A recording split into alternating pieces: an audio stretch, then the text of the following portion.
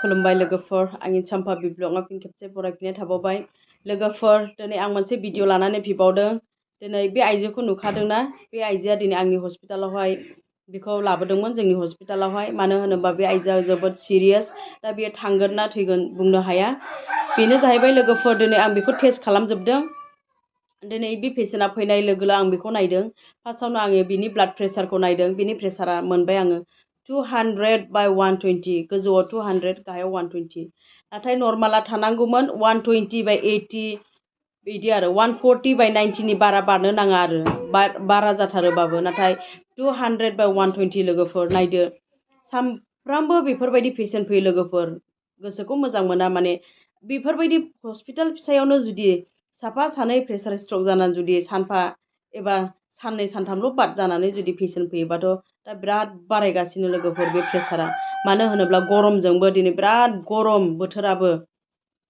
दिनै प्रेसाराबो बेफोरबायदिनो बारायनानैहाय बिराद सिरियास जायै फैगासिनो बे आइजोआबो नैबे सासे बिमा बियो बोरमा खानो थांदोंमोन बोरमा खानो थांनायावनो बियो दिनै अकस्मात गोग्लैनानै थादों बेखौ रावबो नुनो मोनाखै नाथाय जेब्ला मानसिफ्रा बे लामाजों थांदों बे बोरमा खानाय बे आइजो बोरमा खानाय जायगाजों थांदों होमब्लासो बियो गोग्लैनानै थानाय नुबाय बेसे गोबाव जाखोमोन बेखौबो बुंनो हाया गैयालाबो 3-4 घन्टा ओमफ्रायसो बेखौ बोखांना लाबोनो मोनबाय ओरैबायदि जायो लोगोफोर नों गाबज्रिनोबो टाइम मोना नों हब्रानोबो टाइम मोना नों माब्ला समाव गोग्लैगोन नों बेखौनो फात्ता मोना लोगोफोर बे न'खरनि खोन्थानाय बायदिब्ला बियो हाइ प्रेसार पेसेन्टखामोन नाथाय ट्रिटमेन्ट लायाखै मुलि जायाखै माब्लाबा जायो माब्लाबा जाया माब्लाबा जोंनि हस्पिटालावबो फैयो बिदिनो मुलि लाङो गेप थायो नाथाय बेयो बिराद गोरोन्थि गोबां मानसिफ्रानो दङ जोंनि बर'फ्राबो बेफोरबायदिनो दिनैहाय प्रेसार बारा मोनबाय बारा मोननानैहाय बिदिनो मुलि हरबाय डक्टरा एसे जेनेबा बेखौ जाबाय बेनि उनावहाय गेप खालामो नाथाय बिदि खालामनो नाङा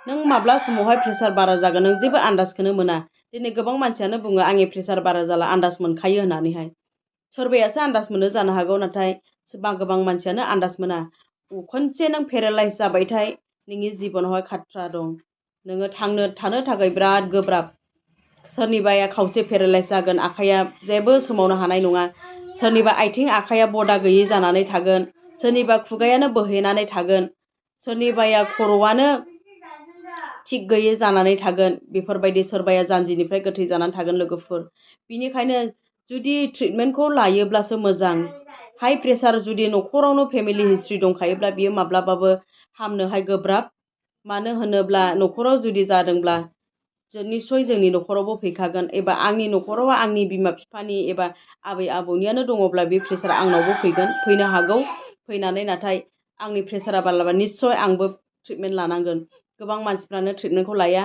एसे एनै खमायबाय मुलि जानानै ओमफ्राय खमायनानैहाय बिदिनो खमायखाबाय सानानै द्रप थायो बेयो बिराद गाज्रि लोगोफोर दिनै सानफ्रोमबो प्रेसार स्ट्रक जानानै थैदों दिनै दाब दाब जायगायाव जोङो नुनो मोनो निउस मिडियायै एबा गामिफ्राव जोङो खोनानो मोनगासिनो लोगोफोर बिनि थाखायनो जोङो लाइट लानो नाङा बे प्रेसार हाइ प्रेसार जानायखौ दानि आजिखालि बेफोरबायदिनो अकस्मात थैयो ट्रिटमेन्ट मोनस्लामा आरो ट्रिटमेन्टआबो लाइफ लं बिनि ट्रिटमेन्टआ जुदि प्रेसार स्ट्रक जायोब्ला दिनै जोंनि खर'नि ब्लाड बेजेल फिसा फिसा बे रोदा दङ बियो गावनानैहाय एबा बेरफ्रुनानैहाय बियो थै दाखा खायो खर'आवहाय बेखौ मालाबा समाव बांसिन अपारेसन खालामनो गोनां जायो थाखा फैसा खहा जायो थेवबाबो मानसिया हामनो फैया बिनि थाखायनो जोङो सिगांनो जुदि ट्रिटमेन्ट लायोब्ला बेफोरबायदिया माब्लाबाबो जानाय नङा जोङो प्रेसारनि मुलिखौ डक्टरनि हरनाय बायदि कन्टिनिउ जा गभमेन्ट साप्लाइ दङ थाखा फैसानि प्रब्लेमब्ला सरकारि हस्पिटालावनो लाय एबा लांफै दिनैहाय जि साप्लाइ मा मुलि दङ मोनलांजोबगोन लोगोफोर प्रेसारनि सुगारनि गासैबो फ्रायानो सरकारि हस्पिटालाव थायो माथ्र' थाइबाल' लायो लोगोफोर नोंसोरो लांफैनो हागोन जोंनि हस्पिटालावबो दङ बिनि थाखायनो आं खावलायो लोगोफोर दिनै प्रेसारखौहाय 140/90 नि बारा जाहोनो नांथारा आरो हायोबा नोङो नर्मालाव दोननो नांगोन 120/80 नर्माल नाथाय 140/90 नि हरै नों ट्रिटमेन्ट लाथारनांगोन नायदो बे आइजोखौ आं दायो रेफार खालामबाय बेखौ आं काजलगाव सिभिलाव फाथायदों मानो होनोबा न'खरनियाबो थाखा फैसानि एसे प्रब्लेम बिनि थाखायनो माने दा मानसियाबोथ' सिरियास दा बियो थांगोन थाङा बेखौ जेबो गेरेन्टि गैया लोगोफोर नायदो बेफोरबायदिनो जायो बिनि थाखायनो आङो बिराद दुखु मोनदों मानो होनोब्ला जोंनि मानसिफ्रा जेबो मिथिया गामिनि मानसिफ्रा जों मावख्रुबनानै जाग्रा सान्दुं अखा जोङो सान्दुंफोरखौबो नायनांगोन। वेदारफ्रा जुदि बांद्राय सान्दुंब्ला जोङो दैफोरखौ मोजाङै लोंनांगोन। डिहाइड्रेसन जायोबाबो जोङो खर' गिदिंनानै गोग्लायो। खर' गिदिंनानै प्रेसारफ्रा बारा जायो। दैफोरखौ खमावनो 4 लिटारसो लोंनांगोन। मानो होनोबा दा सान्दुं गोसा जोङो दैफोरखौ कन्टिनिउ लोंबाय थानांगोन।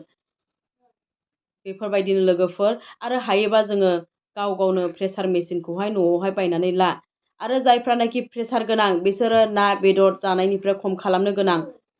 जेरै बोरमा बेदर, मोसौ बेदर, अमा बेदर, ब्रयलार बेफोरखौ जोङो जानायनिफ्राय जायैआनो साबसिन। मानो होनोब्ला प्रेसारा लोगो लोगो दावखोयो लोगोफोर। दिनै आङो बिराद दुखु मोनदों बे आइजोखौ, बिनि थाखायनो आङो खोन्थादों लोगोफोर नोंसोरनोहाय। नोंसोरो भिडिअखौ मोजां मोनो ना मोजां मोना नोंसिनि गोसो, नाथाय आं खोन्थादों लोगोफोर।